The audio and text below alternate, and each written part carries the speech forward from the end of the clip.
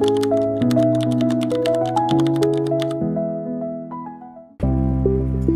welcome to Advanced Model 1. Here we'll be talking and diving more into trading psychology, something that you should keep in check, and the other few things. So, this area, we are going more into the emotional cycle of a trader, things that you feel, things that would actually catch you on the run. So the first one is optimism. All right.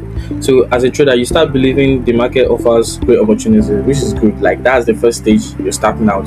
Then you start seeing that you can make so much money from the market and so many other things. You start seeing the great opportunities. So you start seeing the great opportunities. So the next one is excitement. So after a few wins, so your confidence begins to grow, which is good for you. All right. You need to start having more confidence in yourself as a trader. You need to be confident in the analysis you make.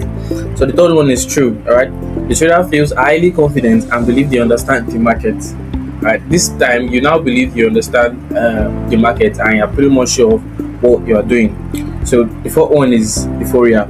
This is the most dangerous stage. All right, the trader feels unstoppable. Sorry, and often increases risk.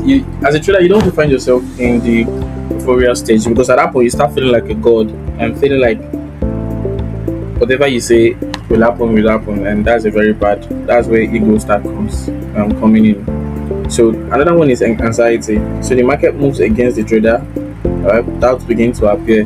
Now you begin to lose trades. You could have like 5 losses in a row.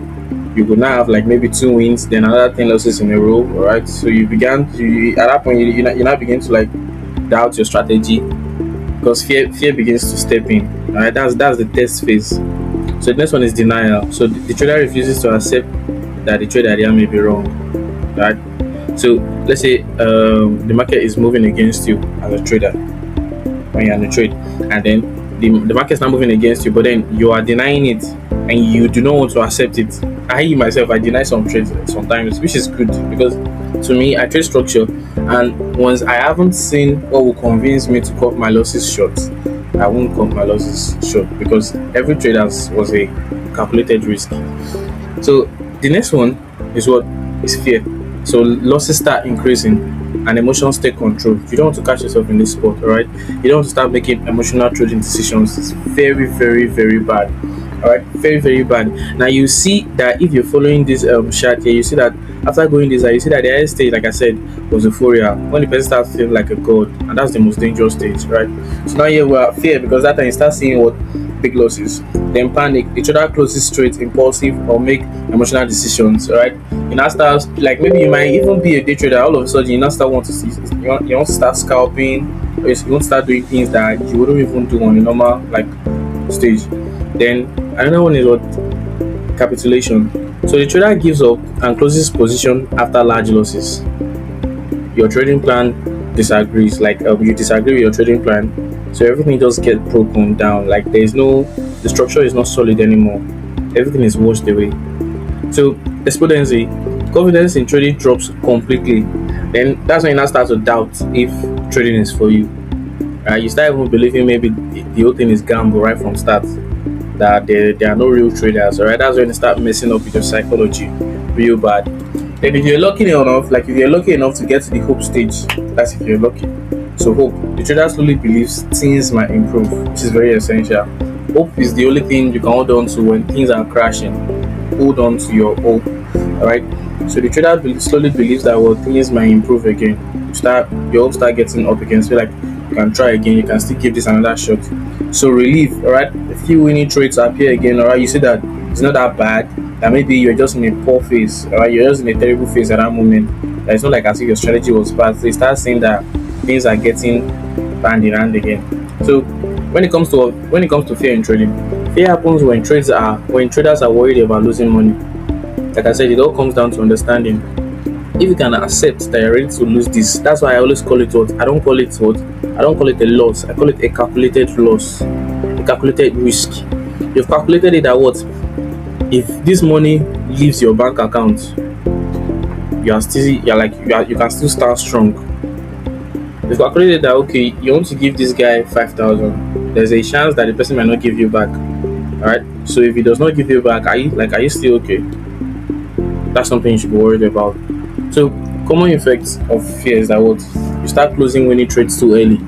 All right, maybe a trade. Let me give you an example. I think I have one. I've deleted it actually. I've deleted it. I was trying to look for it, but I think I've deleted it. But it's just that when trade is already going in your favor, and then all of a sudden it starts, and all of a sudden it starts maybe moving in the opposite direction. This was the trade. It was today's trade actually. So I entered around there, and my stops were below this area. Yeah, I think my stops were here. So I was supposed to catch one ratio two, but I couldn't. I think my stops were a little bit. Okay, no, my stops were 500 pips on that trade. Sorry. So it was 500, I guess. Yeah, thereabout. But I know that one ratio two was still a little bit up sharp.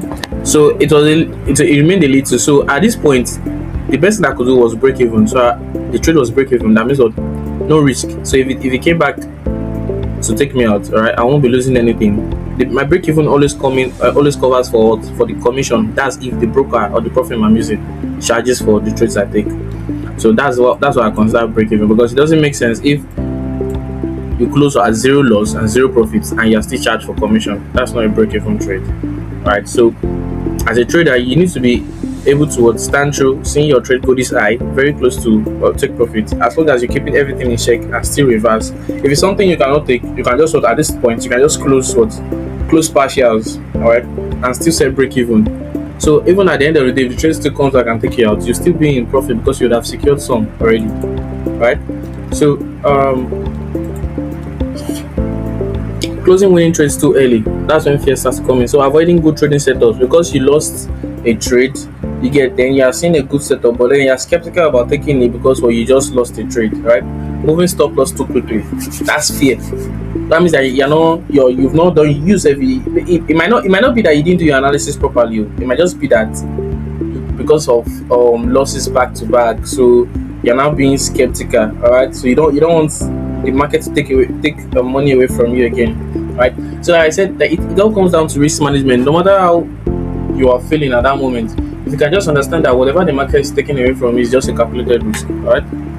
So if you now begin to have like series of losing streak, then that's when we now can now start paying attention that okay, you've had a huge sum of losing streak, all right, let's take a pause. So if you had a capital of like maybe $1,000, let's take a pause, all right, let's do a test phase. You can now go into back testing, or you might just get a demo account, all right? You might not trade your capital at that moment, all right? So that's protection. Like I say, your first priority as a trader is that you want to protect your capital. So you now want to leave your capital at that moment, right? Then you now want to start finding out where the problem is, because you cannot be finding out where problem is with your real money. You will lose everything now and you go broke. You don't want to do that. So hesitating to enter trades, doubting the trading strategy. Example is that a trader enters a trade, he goes slightly into profit, and fear makes them close it early, all right, missing the full move. They are afraid that the market will reverse again, and that's why they now start closing trades immaturely, which is bad. Then they will not let losses run for long. They're like to reverse, and they keep extending the stop loss until their account is wiped out, because they can't take losses. All right, the emotions are messed up already. So greed in trading. Greed happens when traders want more profits than their plan allow. Right, there's a reason why you had plan in the first place. Still having a plan can still allow you to utilize the feature of scaling in and scaling out. Your plan says that you have to just do 1:2, but you did a strategy, not a strategy, you did your analysis and you found out that the tendency of this buy is very strong and it could buy for days. So there's a place where you can just do 1:2, and once you get to times 2 of once you get to times 2 of what you're risking, you can just close 50%, break even, and just let the rest run. So as it's running, you just keep trailing your stop loss. That's another way, all right? That's another way to handle greed. You don't want to leave everything open. You don't want to leave money on the table. You want to swing your trade, right? You are seeing that the trade has big opportunity, right? You want to swing it, fine. Close 50%, close 30%, close 70%, whichever it is that it's okay with you, but secure some profit and allow the rest to run. All right, that's all chill. So common effects of greed is that what, over trading. All right, you're always trading, and that's not good. You don't want to over trade. Fewer well planned trades are better than constant market activity. So you begin to risk too much per trade. You're like, this trading setup is so sweet, and usually you would risk 1%, but then you go ahead and risk 3%, and then the market does what, exactly what you would expect it to do, go against you, of course. Now, it doesn't happen often. Sometimes you might be lucky enough that the market just goes in your favor, and that's a trap, because you will try it again. But if the market burns you at your first trial, you know that what, you're not supposed to be there. So holding trades too long, even if you want to swing trade, you don't even want to hold it too long. You need to get yourself that, okay, yes, as a day trader, I swing this trade for this for this long, and I feel like it's okay to close out again. At the same point, you can still leave it to swing. Swinging is like, if you're somebody that, there are some people that started, that bought gold when gold was at 1,000 thereabouts, and they're still swinging into date. All right, but yeah, we're just talking about greed and not like looking for too much. Because if you are greedy, you won't survive in the market. Example: a trader sees one big win and starts increasing lot sizes without discipline. That's bad. All right, you are moving things faster without structure, and that's bad. So you need structure. Even if you're going to rise and rally, you need structure. Motivation. So motivation is a temporary energy that pushes you to act. That's where you are. I used to say that true motivation comes from inside you. Right? What you see on Instagram is just inspiration. You're just inspired, and then you see that the motivation will just come inside you around 2 a.m. or whatever. You're just inspired because you're looking up those posts late in the night. So motivation is truly inside you. You are your own true motivation. So in trading, it looks like, well, feeling excited after watching trading videos, wanting to make more money, being eager to trade every opportunity, feeling confident after a few wins. All right, those things. That's how it looks like.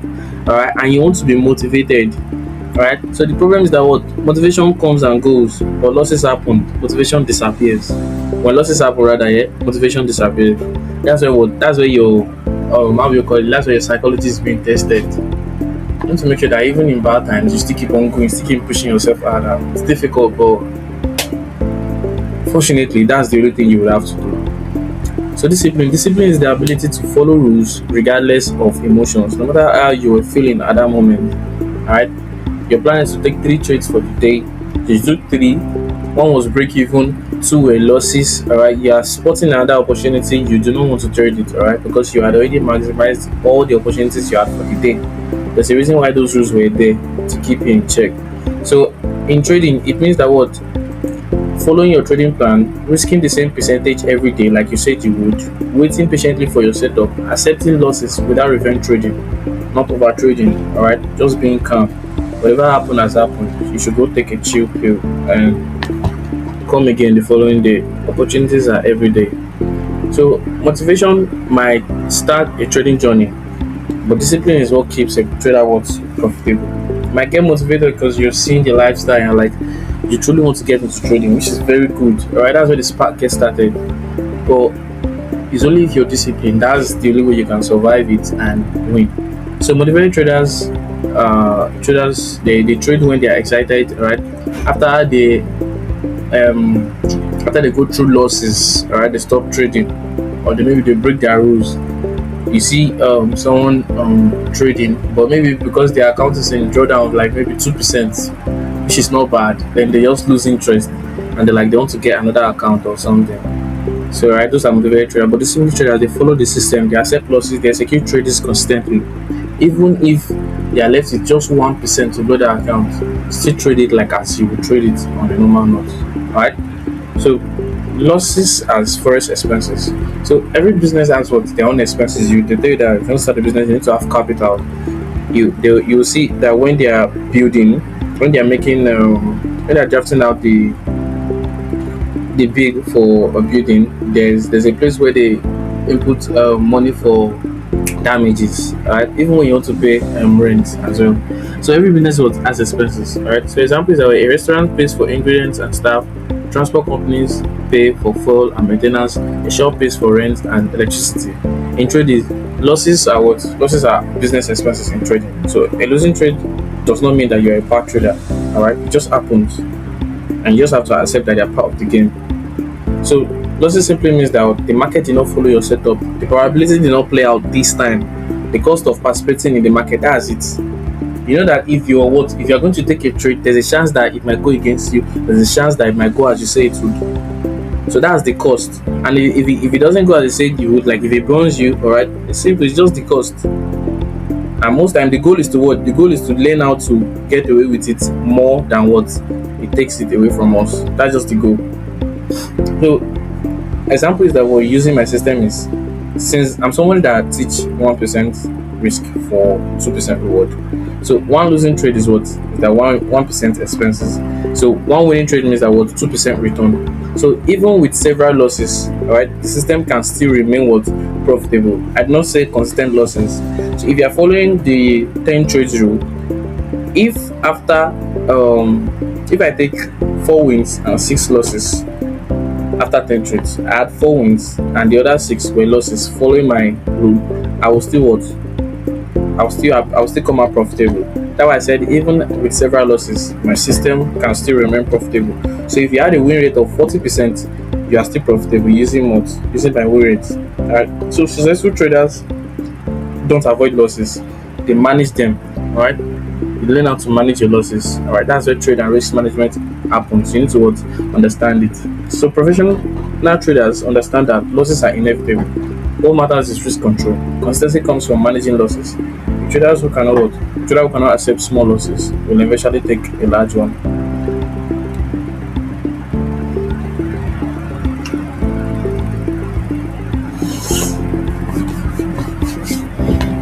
If you can't accept small losses, but you will eventually take large one. Like I said, if you cannot manage small accounts, you definitely cannot manage what? Big accounts. So I think that's the end of advanced model 1. So I'll see you on the next one.